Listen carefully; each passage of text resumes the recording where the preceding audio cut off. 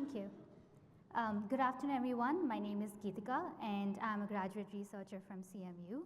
I'll be discussing about the privacy requirements and realities of digital public goods.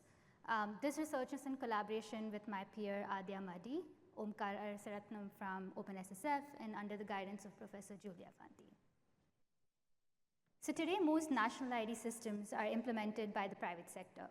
So this has many benefits, but it has also historically led to vendor lock-in, poor interoperability with other digital public infrastructure, and high costs for adopting governments.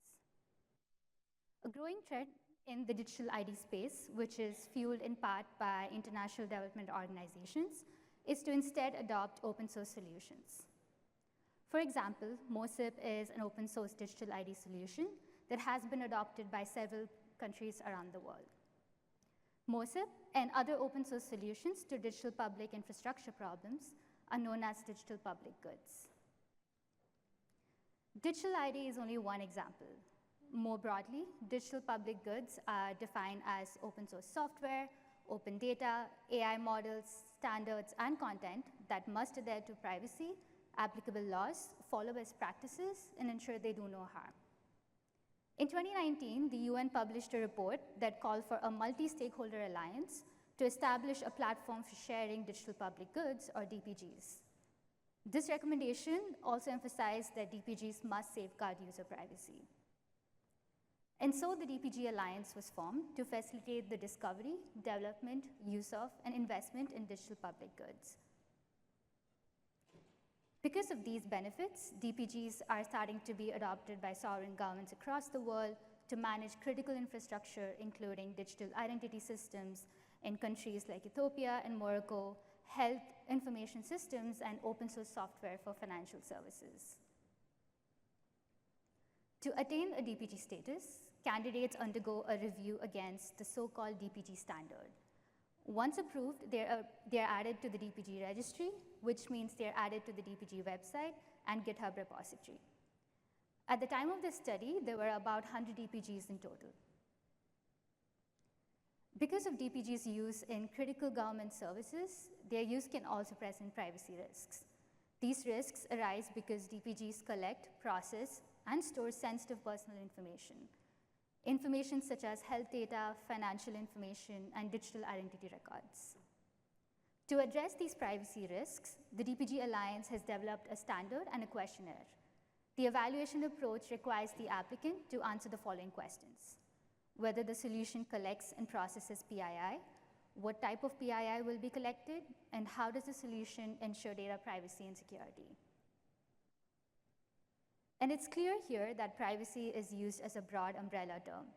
This may result in vague responses about the privacy practices of potential DPG candidates. And this led to our research question: is the current approach in evaluating digital solutions is it effective for evaluating potential privacy harms? To explore our research question further, we first conducted a qualitative analysis of all DPG responses. Our goal here was to understand the trends in both the content and quality of the responses to the privacy question. The lead researcher created the initial codebook using a combination of a priori and emergent coding methods. A second researcher reviewed the codebook, and any disagreements resolved through discussions. Both researchers then used the final codebook to code the remaining responses. We achieved an inter-rater reliability of 0.87, which is considered acceptable. Before summarizing our overall results, I want to start with a few example responses from the DPGs. DPG-1 primarily discusses security controls, such as strong password rules, but does not discuss data-oriented strategies, such as for safeguarding PII data. DPG-2 provides a vague response and references terms like an in-house data protection system without clarifying its specific functionalities. DPG-3 mentions a data protection law without providing sufficient details. These examples already illustrate the significant gap between the candidate's understanding of privacy and the expectations from an evaluator's perspective. Now for a more systematic description of our key findings. Strikingly, over 50% of the DPGs did not submit any supporting documentation to explain their protection mechanisms. Somehow, they still managed to pass the DPG standard check. And only about 16% of the DPGs submitted some form of documentation related to security or privacy. The remaining DPGs submitted privacy policies, cookie policies, or compliance-related documentation. This raises an interesting question. Do the DPGs assume that privacy compliance is equivalent to privacy protection? We did, in fact, investigate this further in the subsequent sections of our analysis. When we assessed the overall quality of responses, we found many DPGs lacked specificity when describing their protection methods. This could be attributed to the open-ended nature of the questionnaire. It is interesting to note that approximately 1/4 of the responses took steps that fully or partially addressed privacy by design principles. And on the flip side, we did encounter several responses that revealed a lack of understanding of privacy by design. Some DPGs seemed inclined to shift the responsibility for privacy to solution implementers, using statements like, "We do not own the data," and others downplayed the risks, suggesting that there is no guaranteed way to protect user data or stating that complete privacy is a myth. We next conducted a detailed case study of 3 separate DPGs that had a large user base and operated in a high-impact sector. Our goal here was to understand how responses in the DPG standard correlate with actual implementation.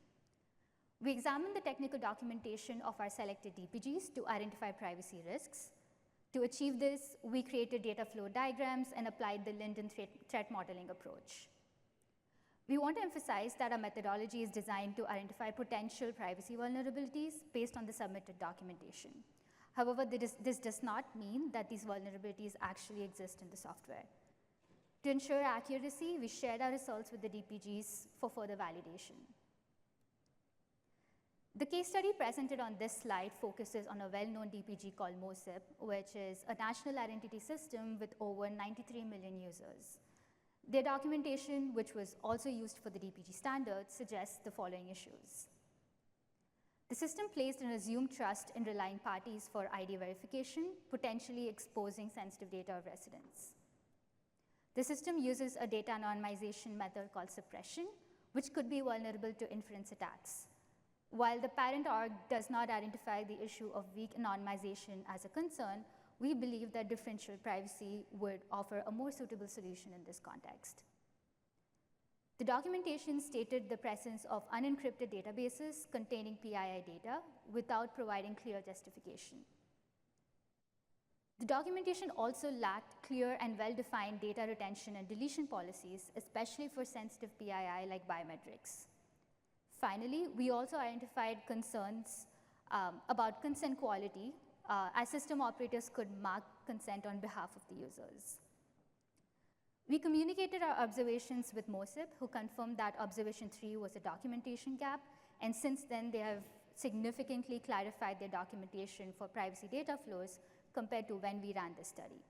However, this example underscores the importance of clear and transparent documentation to ensure that a DPG candidate does in fact protect its users' privacy, as well as potential gaps in the DPGA's evaluation process. So a natural reaction to our findings is to revise the DPG standard to be more precise about what privacy properties a DPG should satisfy. And we suggest not pursuing in this direction. Since the DPG standard is meant to be adopted globally, building consensus around the privacy standard is likely to be politically challenging. An alternative to updating the DPG standard, we suggest a model that makes use of the existing ecosystem for privacy evaluation. Our proposed model would have 2 tiers of privacy certification. At a stronger tier, the DPGA would ask candidate DPGs to submit documentation attesting to the fact that they underwent a privacy impact assessment, which is an analysis of how PII is handled. Under our suggested process, the DPGA would collect and publish evidence of a PIA from an approved provider, and the DPGA can maintain a list of acceptable assessment tools and assessors. In addition, DPGs would upload the outcomes of the audit, which should be made available on the DPGA website. In the second tier, DPG candidates would submit a self-attestation that they underwent a PIA. The docs from that process would be uploaded along with the candidate's self-attestation, so potential users can view the DPG's self-evaluated privacy posture. A potential drawback of the suggested architecture is that it increases the barrier to entry for new DPGs. However, privacy was presented in the UN's mandate as a first-order requirement of the DPGs. If that is the case, it may be necessary to really raise the bar to DPG certification and ensure that DPGs are handling user data properly. We believe that the DPG space can significantly benefit from the expertise of the privacy research community. There is ongoing research into communicating privacy posture to end users, such as through privacy nutrition labels. Our case study shows that DPGs can have nuanced effects on privacy, which needs to be communicated clearly. Overall, effectively conveying the privacy and security posture of our DPG is a complex and exciting challenge for the usable privacy research community. And a drawback of our recommended audit process is tailness. A privacy audit typically has a short shelf life because every new feature can introduce new privacy vulnerabilities. Hence, inspired by OSCIL, continued research is needed on automatically processing a code base and extracting potential privacy vulnerabilities. While this is already a rich area of research, there is still room to make these tools usable and connect them to standardized privacy certification. In addition to encouraging the DPGA to change, we hope this work would encourage the SOUPS research community to study this emerging area, which often provides services to marginalized communities and would benefit from feedback from neutral researchers. To conclude, we find that the state of privacy practices and evaluation in DPGs leaves much room for improvement, and we would love to discuss any suggestions for encouraging a more widespread adoption of privacy best practices in the world of DPGs. Thank you.